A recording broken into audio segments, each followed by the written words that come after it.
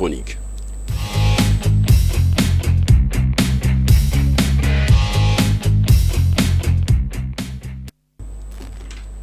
La chronique, ce sera avec mon frère, mon ami, Romario Maougnon.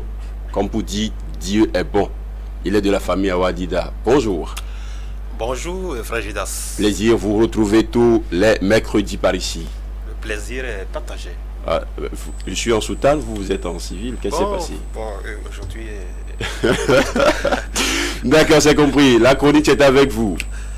Mesdames et messieurs, amis et téléspectateurs de la télévision Alléluia TV, bonjour et merci une fois pour avoir pris le rendez-vous. La chronique de ce matin s'intitule « Dans nos insomnies, est-ce que Dieu nous entend ?» L'insomnie est un phénomène très préoccupant et peut causer beaucoup de stress et d'inquiétude.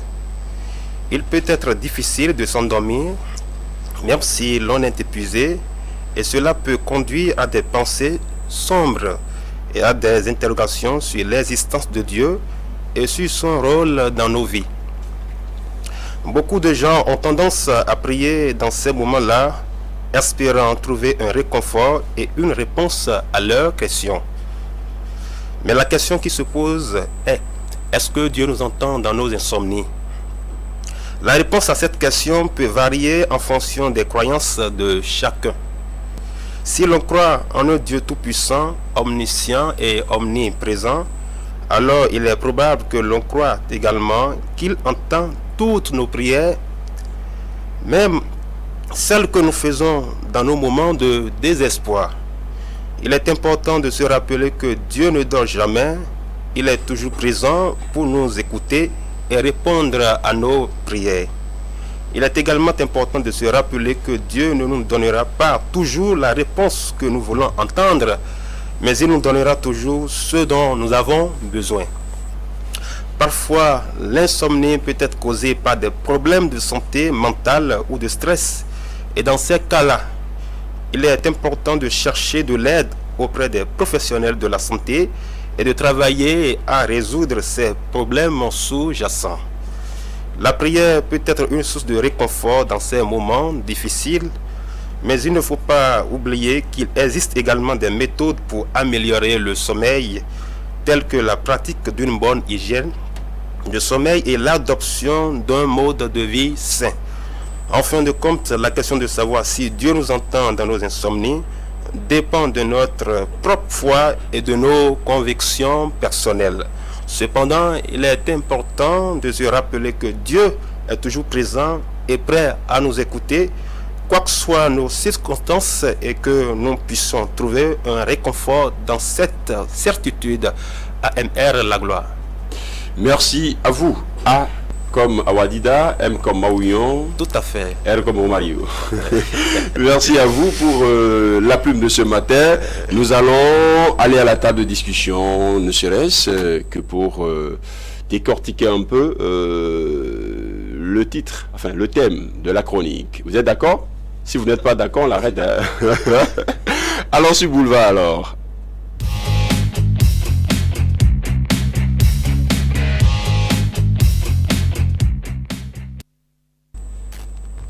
Bienvenue sur Boulevard, le seul plateau, l'opportunité bien évidemment de discuter, de porter des jugements par rapport à la chronique, surtout son thème, de faire un développement plus large avec un invité. Il est là, un habitué de ce plateau, Brice Borobé-Devancier. Alléluia, bonjour. Alléluia, mon frère Judas. Merci pour votre fidélité à Alléluia World TV. Merci, c'est moi. Si je le dis, c'est que les téléspectateurs aussi le disent. Amen. Alors, Dieu nous entend-il? Est-ce que Dieu nous entend dans nos insomnies? Le titre d'abord, je voudrais votre appréciation par rapport au titre. Oui, c'est un bon thème, c'est un thème interrogatif. Et d'abord, l'insomnie, c'est la diminution de la durée habituelle du sommeil. Et là, il y a un problème. Ben, on va y aller comme ça. Mais moi, j'ai un problème par rapport à la chose. Insomnie, de toutes les façons, quand quelqu'un veut prier, il faut qu'il soit éveillé pour prier. Maintenant, est-ce que la question serait pas, est-ce que Dieu nous entend dans nos sommeils? Non. Ouais, c'est naturellement, quand on veut prier, il faut que la personne soit éveillée. Oui. Maintenant, on demande encore si Dieu entend celui qui prie normalement éveillé. Bon, vous voyez, dans la parole de Dieu, dans Proverbe chapitre 3, le verset 24, il est écrit, si tu te couches, ou bien ton sommeil sera doux. C'est ce que la Bible a dit. Donc il y a un temps pour tout, il y a un temps pour travailler, il y a un temps pour dormir, il y a un temps pour les loisirs, vous voyez. Donc si l'homme ne dort pas, c'est là, on parle d'insomnie. Et c'est des problèmes qui amènent l'insomnie. Pour reformuler un peu le thème, on peut dire, est-ce que dans nos problèmes, Dieu nous entend? Voilà, c'est mieux. J'ai cette reformulation. Je ne sais pas si le chroniqueur est d'accord avec la reformulation. J'acquiesce, tout simplement. Merci à vous. Alors, on parle de prière. Je crois quand même que quand on parle d'insomnie, comme vous l'avez dit, c'est quand même une position où ça fait un temps, un moment, une circonstance pour prier. Alors, quand on prend la prière elle-même, est-ce qu'il y a de ces façons spéciales pour quand même prier? Est-ce que, au-delà de rester éveillé, on peut prier dans le sommeil, par exemple? Non, d'abord, la prière, c'est-à-dire, c'est quelque chose entre le Père et le Fils. Dieu n'exauce pas nos prières, mais Dieu exauce nos cœurs. Ben, mon cœur, même dans le sommeil, mon cœur reste si le cœur n'est pas circoncis, Dieu ne répond pas à toute prière. Le cœur doit être circoncis d'abord. Tu ne peux pas vivre dans le mal. Et dans 2 Corinthiens chapitre 6, le verset 17, Dieu a dit, sortez du milieu d'eux. Et je vous accueillerai, vous serez mes fils et mes filles. Donc si on vit dans des désordres, Dieu ne peut pas répondre à ces prières. La personne est là, il prie longuement. Ce n'est pas les longues prières que Dieu écoute. C'est-à-dire, quelqu'un peut prier 24 heures, l'autre peut prier même dans 5 minutes. C'est-à-dire, la foi. La foi, on doit mettre la foi en évidence. Là, ce n'est pas que je me mets à genoux, je prie parce que tout le monde peut prier. Mais Dieu n'exauce pas tous les prières. Et quelles sont les postures les plus recommandées, si vous voulez, pour que la prière soit exaucée? D'abord, c'est d'accepter la solution de Dieu. C'est Jésus-Christ. Jésus-Christ est la solution à toutes les équations. Il est la solution à toutes les équations. La solution à toutes les équations, pardon, c'est Jésus-Christ. Cher ami Romario, Oui. Qu'est-ce qui a motivé cette plume qui peut-être est une reprise d'un des thèmes de semaine antérieure? Oui, et vous devez constater qu'à un moment donné, parfois quand on prie, on demande quelque chose à Dieu et que l'on n'a pas cette chose-là, on se pose la question de savoir, mais Dieu que tout le monde implore, Dieu que Jean, par exemple, a imploré et il a exaucé, n'est-il pas le même Dieu que moi-même j'implore? Mais pourquoi lui, il a eu telle situation, il a imploré, mais il a secouru, mais quant à moi, il ne dit rien. Alors, ça nous amène à nous poser la question de savoir, est-ce que, comme il a dit tout à l'heure, si on reforme le thème, dans nos problèmes, dans nos difficultés, Dieu nous entend? Donc c'est l'une des raisons qui nous ont poussé à ce thème. Maintenant, l'insomnie dont on parle ici, on dit dans nos insomnies, est-ce que Dieu nous entend? L'insomnie est sous plusieurs formes, sous plusieurs facettes, à savoir quand, par exemple, vous êtes là, vous êtes stérile, vous priez pour un jour pour participer à la manifestation des enfants à la maison et que vous n'avez pas encore eu cette occasion, cette opportunité, ça devient une insomnie. Quand vous dormez, vous avez du mal à dormir. Chaque fois, vous êtes dans le temps de réflexion à tout moment. Quand vous allez à un examen régulièrement et que vous échouez, ça devient de l'insomnie. Quand vous allez commettre des choses dans la ville et que c'est votre nom crie par-ci, par-là, vos parents sont à la maison, ça devient de l'insomnie. Quand on arrête quelqu'un, par exemple, ça devient de l'insomnie pour ses parents, ainsi de suite. Mais pendant ces insomnies-là, on n'a peut-être pas le temps de dire Jéhovah, Jésus-Christ et Michel. Est-ce que pendant cette période-là, Dieu va juste sonder, comme l'a dit le devancier, sonder les cœurs pour s'imprégner peut-être, enfin, pour s'imprégner de la situation de la personne, ce que la personne traverse, et juste l'exaucer comme ça, sans que la personne ne soit obligée d'aller prier? Mais en principe, la personne doit implorer l'indulgence de l'Éternel. dans toute difficulté, bon, la première source à laquelle il faut faire recours, c'est l'Éternel. Parce qu'il a la solution à tout, comme il vient de le dire. L'Éternel a la solution à tout, comme Jésus-Christ. Enfin, la solution, c'est Jésus-Christ, vous l'avez dit devancier. Alors, lorsque je suis face à une situation qui me dépasse, c'est vrai, ce n'est pas facile quand même, hein. La situation me dépasse, je suis à un niveau extrême de la situation, on se dit, ben, est-ce qu'il faut encore aller prier? Là, on reste là, on réfléchit.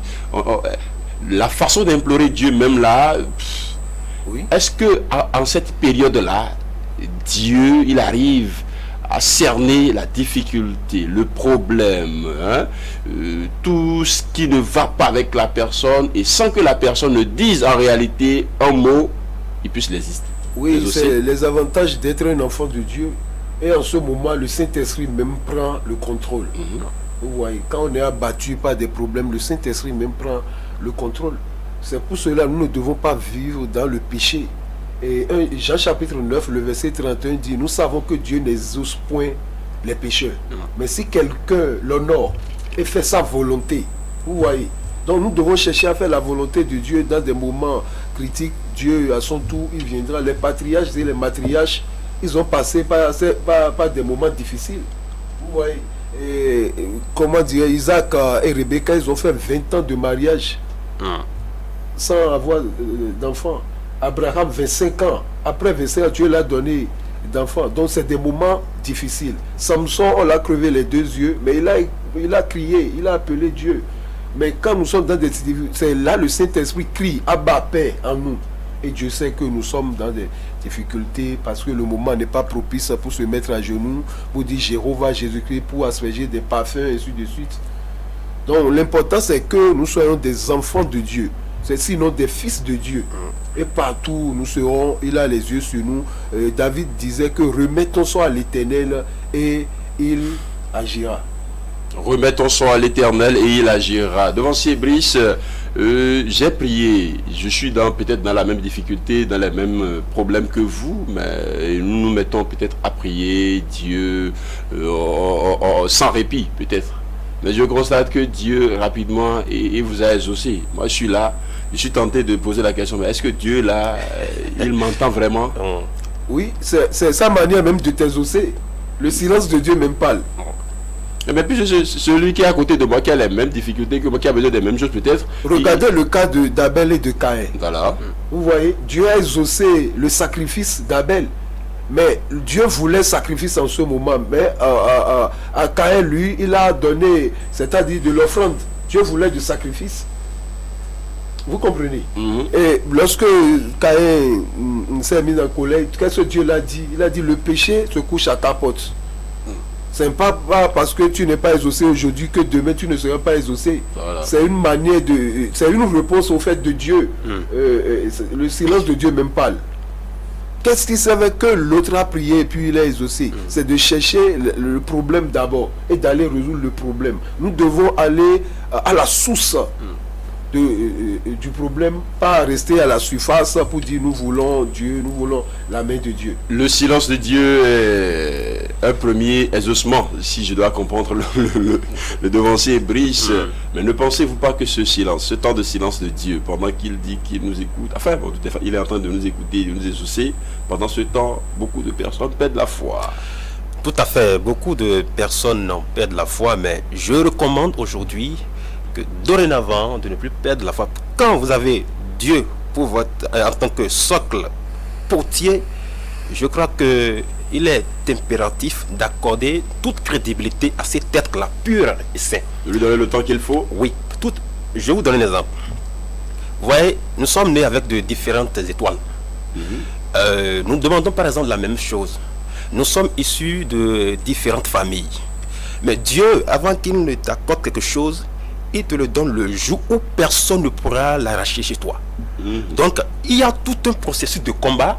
Peut-être il y a des gens qui réussissent par exemple les examens et vous attendez que dans les minutes qui ont suivi, ils ont passé de viat et pas. Voyez-vous? Mais peut-être que Dieu voulait te préserver de ça. Puisque tu es un enfant bien-aimé et cette année, tu n'as pas eu parce que quelqu'un était là pour une mission pas trop catholique. Et donc, Dieu devait balayer le chemin d'abord. Mais nous, en tant qu'humains, eh bien, n'étant pas dans le secret de Dieu, ne maîtrisant pas le circuit de l'esprit, on ne maîtrise pas cela et voilà. Et parfois, on jette de l'opprobre même sur le Seigneur. Ce qui est très mal. Mais puisque vous êtes un homme de prière, hein, je puis le dire, est-ce qu'il y a des conditions ou de petites astuces pour voir sa prière très rapidement exaucée, pas que cela attende longtemps au point où on va commencer par se mettre à se poser ces questions-là. Est-ce que Dieu m'entend? Est-ce que Dieu m'entend? Oui, comme nous le disons, la foi, dans la Bible, Hébreux chapitre 11, le verset 11 dit, or sans la foi, il est impossible d'être agréable à Dieu. Vous voyez. Et aussi la sanctification. Hébreux 12, le verset 24 disait, recherchez la paix et la sanctification, sans laquelle personne ne peut voir Dieu. La Bible devait dire, oh, sans lesquelles. Mais il a dit sans laquelle, c'est-à-dire la sanctification.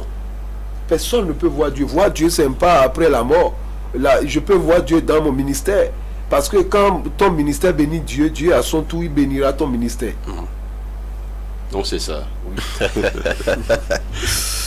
Dieu, il est insondable. Alors, cher ami et Awadida, voyez-vous, vous avez une situation que vous avez présentée à Dieu. Oui. La Bible dit quelque part que nous ne recevons pas parce que nous demandons peut-être mal.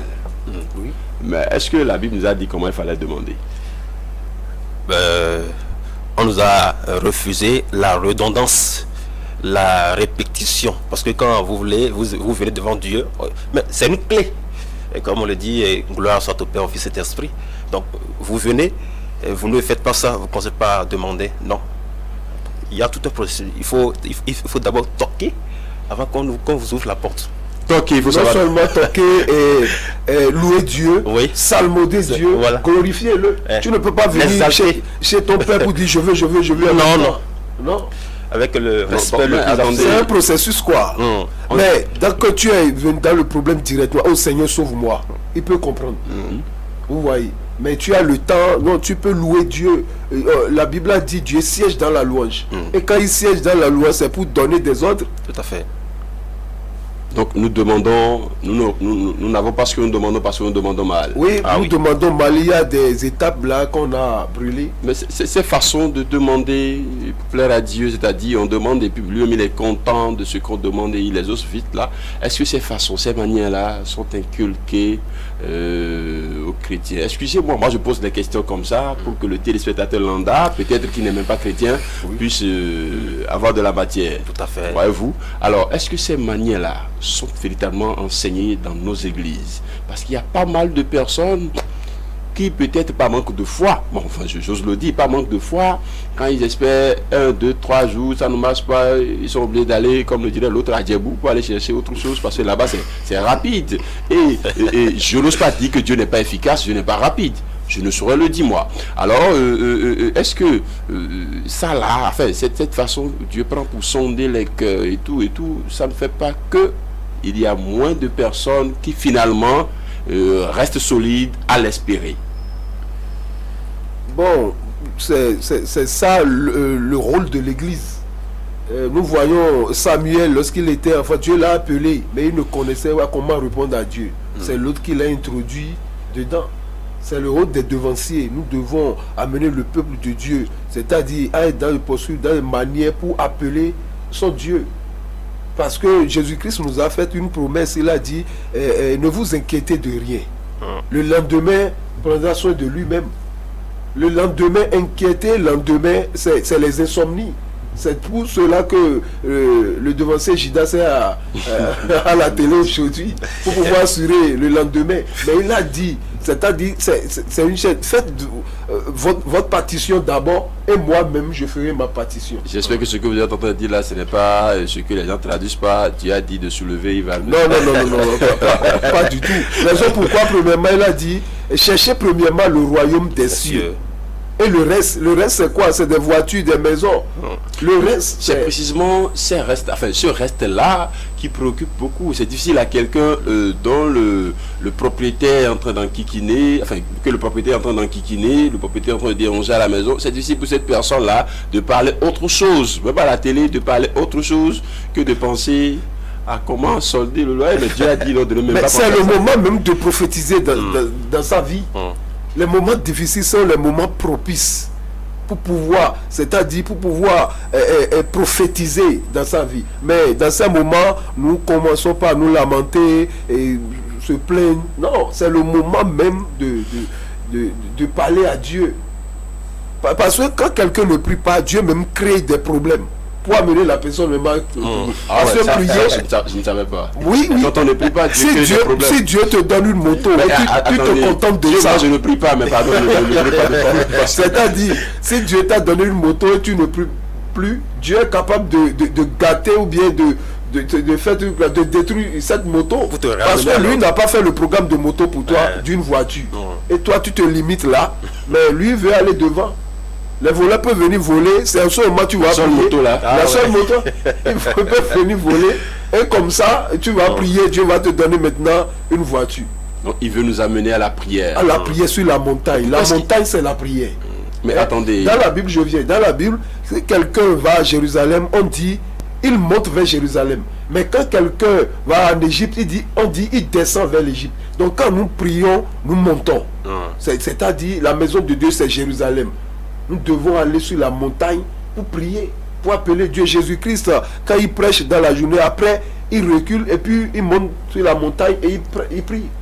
C'est là il télécharge maintenant ces mots, la force pour pouvoir utiliser. Même pour choisir les 12 disciples, il a prié. Pour marcher sur les eaux, il a prié. Pour faire des grandes choses, Jésus-Christ a prié. Parce que la prière, c'est-à-dire, elle le souffle d'un enfant de Dieu. Alors, pour quelqu'un qui sait qu'on a besoin de protection, est-ce qu'on a besoin de lui demander la protection? Quelqu'un l'a demandé. Quand je parlais du sujet, il y a un téléspectateur qui m'a dit, mais Dieu, on dit, Dieu connaît Dieu avant qu'on ne demande. Enfin, la parole de Dieu dit, avant même qu'on ne demande, il sait déjà. S'il sait déjà là, pourquoi il attend qu'on demande? Acceptez ma question comme ça. Oui, si tu te limites, il sait déjà, il va te donner les choses, il sait déjà.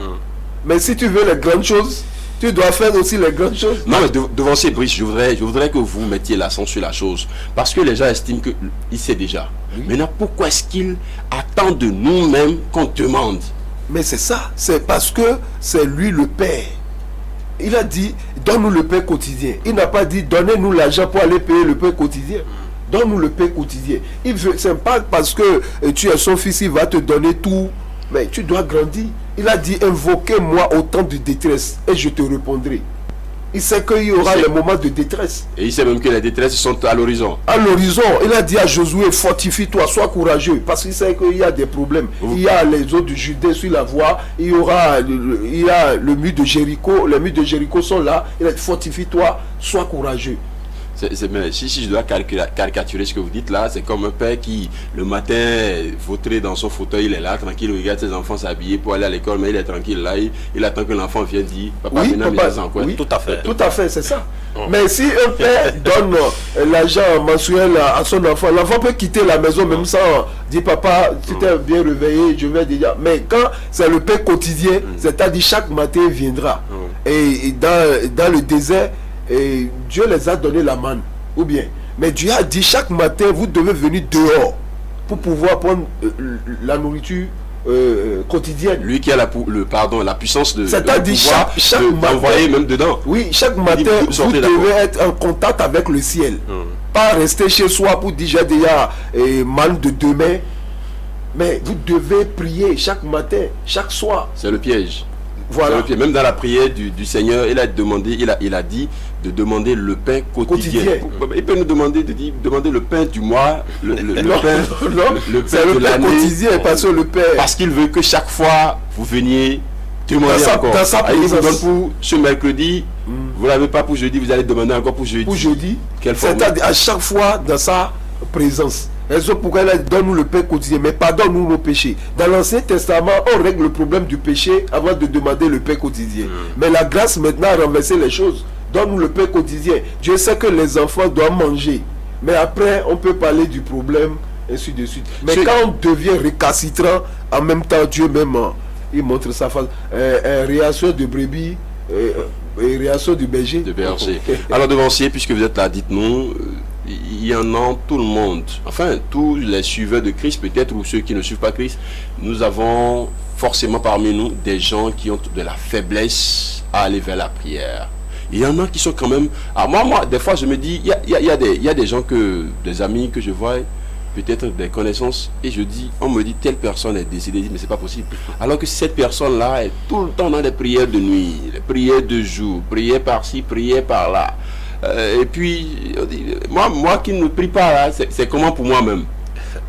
On se pose ces questions-là. Alors, ceux qui sont faibles dans la prière, parce que celui qui pose peut-être la question, qui dit, est-ce que dans nos insomnies, Dieu nous entend? C'est qu'il a expérimenté beaucoup de choses. Il est arrivé à un moment avant de poser la question. Ceux qui sont faibles dans la prière, par quelle alchimie ils peuvent renouer avec la chose, ils peuvent s'adonner à la chose pour qu'on ne soit pas obligé de se poser ou bien de poser ce genre de questions-là. Raison pourquoi dans notre église, on a des travaux spirituels pour pouvoir les aider.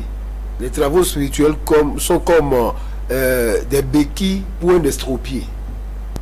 Quelqu'un qui marche bien maintenant, il n'a plus besoin des béquilles.